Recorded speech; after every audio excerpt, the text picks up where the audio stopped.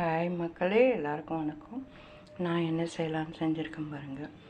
சரி, ஆம்லெட் போடலான்னு யோசிச்சேங்க. தொட்டுக்கிறதுக்கு எதுவும் இல்லையே, சரி ஏதாவது செய்யலாம். சரி, முட்டை இருந்துச்சு, ஆம்லெட் போடலான்னு யோசிச்சேன். சரி, வழக்கமாக பொடி மாசு ஆம்லெட் அந்த மாதிரி செஞ்சோம். சரி, இன்றைக்கி கொஞ்சம் வித்தியாசமாக இருக்கட்டுமேன்னு செஞ்சுருக்கேன்.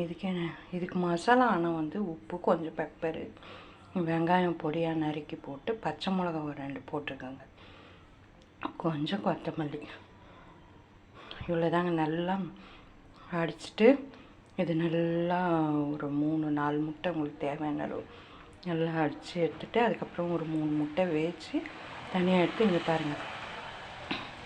கப் கேக் மாதிரி இருக்குங்களா இந்த ஆம்லேட்டு? ஓகே, வித்தியாசமாக இருக்குது. இது குழந்தைங்க கூட சாப்பிடுவாங்க, ரொம்ப விரும்பி சாப்பிடுவாங்க நீங்கள் இந்த மாதிரி செஞ்சு கொடுத்தீங்கன்னா. ஓகே, சப்போர்ட் பண்ணுங்கள், சப்ஸ்கிரைப் பண்ணுங்கள், எது இருந்தாலும் கமெண்ட் செக்ஷனில் சொல்லுங்கள். உங்களோட ஒவ்வொருத்தரோட சப்போர்ட் ரொம்ப ரொம்ப முக்கியம். ஓகே, பாய்.